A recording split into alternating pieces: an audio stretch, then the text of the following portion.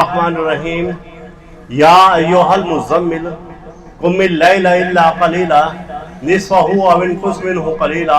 او زد علیہ ورتل القرآن ترتیلا انا سنلقی علیک قولا ثقیلا۔ صدق اللہ العظیم۔ دوستو، آج کی محفل میں سورہ مزمل کی یہ پہلی 5 آیت مبارکہ تلاوت کی گئی، اور اس آیت مبارکہ میں اللہ تعالیٰ نے جو حکم دیا ہے وہ یہی ہے کہ اے کملی میں لپٹنے والے، اے کملی میں لپٹنے والے سے مراد یہ ہے کہ نبی کریم صلی اللہ علیہ وآلہ وسلم پر جس وقت وحی نازل ہوئی اور وہ تشریف فرما تھے حضرت خدیجہ الکبریٰ کے گھر میں، اور اس وقت وحی کی شدت کے خوف سے آپ صلی اللہ علیہ وآلہ وسلم کانپنے لگے، اور پھر آپ صلی اللہ علیہ وآلہ وسلم نے فرمایا زملنی زملنی زملنی، کہ مجھے چادر اڑا دو، مجھے چادر اڑا دو، مجھے چادر اڑا دو۔ تو اللہ تعالیٰ کو یہ ادا اتنی پسند آئی کہ اللہ تعالیٰ نے اسی نام سے ہی آپ کو مخاطب فرمایا۔ مزمل کا مطلب ہوتا ہے چادر میں لپٹنے والے،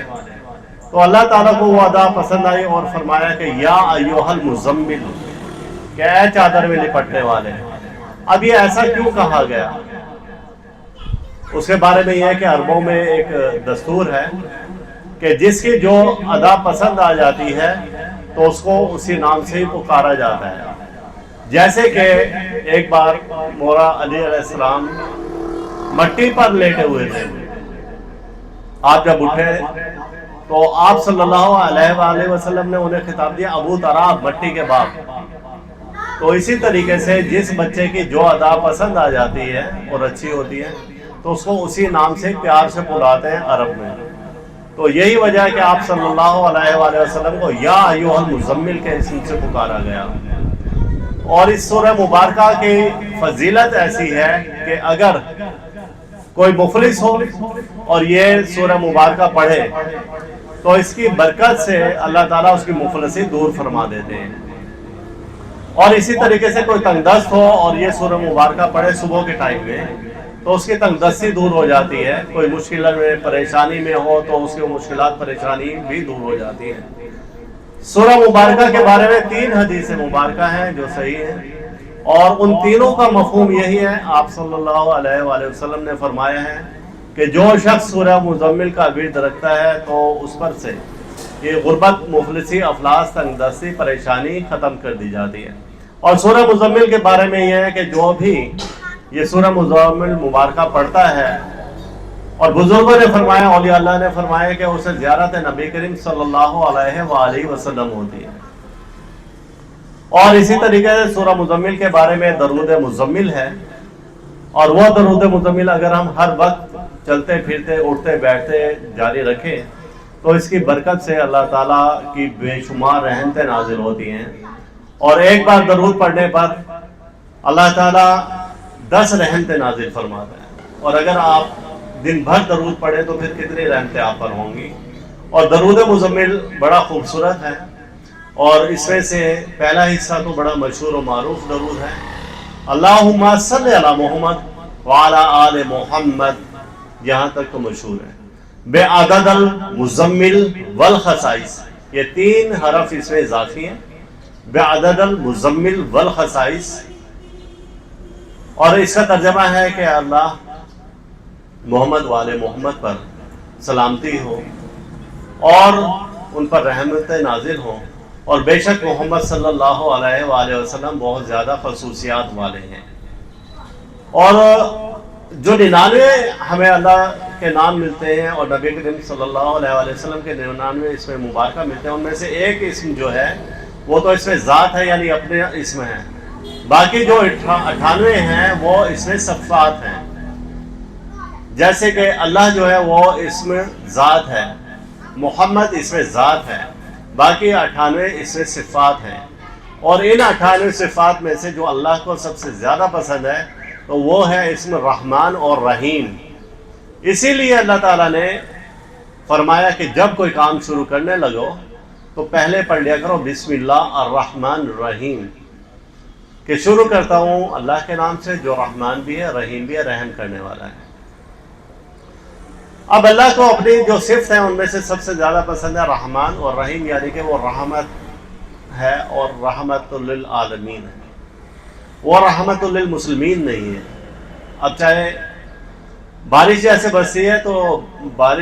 ہے تو وہ ہر ایک پر رحمت ہوتی ہے، وہ یہ نہیں دیکھتی یہ کافر کا گھر ہے، یہ مشرک کا گھر ہے، یہ منکر کا گھر ہے، کس ہے، وہ سب کو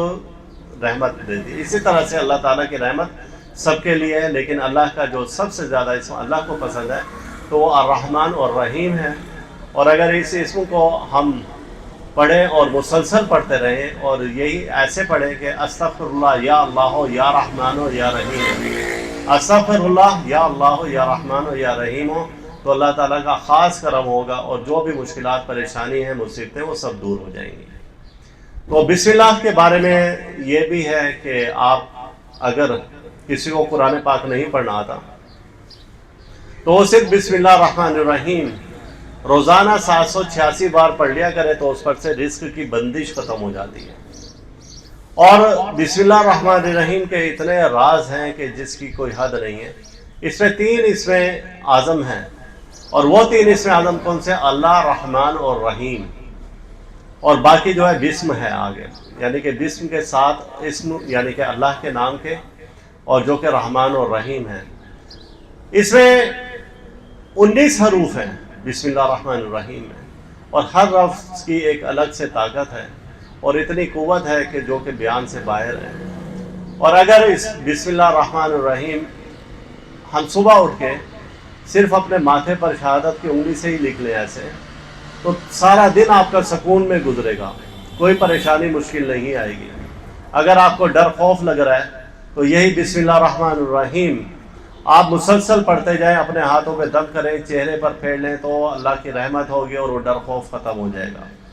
اور اسی طریقے سے جیسے کہ آج کل جنگ کا ماحول ہے، اور اس ماحول میں اگر کوئی شخص مسلسل پڑھتا رہے استغفر اللہ یا اللہ یا رحمان یا رحیم، تو اللہ تعالیٰ ہر پریشانی مشکل سے اس کو اور اس کے گھر والوں کو محفوظ رکھے گا۔ اسی لیے فرمایا کہ ہر کام کے شروع میں بسم اللہ الرحمن الرحیم پڑھیں، اور اس کی برکات بے انتہا ہیں۔ اور ایک آپ کو بات بتاتا چلوں کہ فرعون جو کہ خدائی دعویٰ کرتا تھا اور لوگوں کو چن چن کر مارتا تھا جو اسے سجدہ نہیں کرتے تھے، تو حضرت اسرائیل علیہ السلام نے فرمایا کہ یا اللہ اس کے گھر کو میں تباہ کر دوں اور اس کے گھر کو نیست و نابود کر دوں، کیونکہ تیرا ممکن ہے اور تیرے جو ماننے والے ہیں ان کا بھی ممکن ہے۔ تو اللہ تعالیٰ نے فرمایا ایسا نہیں کرو گے۔ پوچھا گیا کہ کیوں؟ تو اللہ تعالیٰ نے فرمایا کہ اس نے اپنے گھر کی پیشانی پر، یعنی ماتھے پر، بسم اللہ الرحمن الرحیم لکھا ہوا ہے، اس وجہ سے اس پر عذاب نہیں آتا ہے۔ تو اس کی اتنی برکات ہے کہ اگر کوئی شخص اپنے گھر کے ماتھے پر، یعنی پیشانی پر، داخلی دروازے پر بسم اللہ الرحمن الرحیم رکھ لے تو کوئی جادو اس پر نہیں ہوتا، کوئی عذاب نہیں آتا، کوئی پریشانی نہیں ہوگی، کیونکہ جو بھی بلیات ہیں انہوں نے وہیں سے گزر کے جانا ہے، اور جب وہ دیکھیں گے بسم اللہ الرحمن الرحیم لکھا ہو تو وہاں سے واپس پلٹ جائیں گے۔ تو اس کے بے شمار فوائد ہیں۔ اگر کوئی شخص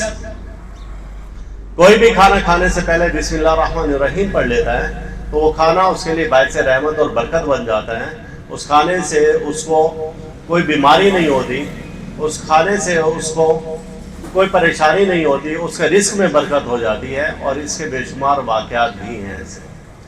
تو آج کی محفل میں اتنا ہی، اور ہمارے جن دوستوں نے محفل دعا میں دعا کے لیے کہا ہے سب سے پہلے ان کے لیے دعا کر لیتے ہیں، اور پھر اس کے بعد ہم اپنے معمول کی دعا کریں گے انشاءاللہ تعالی۔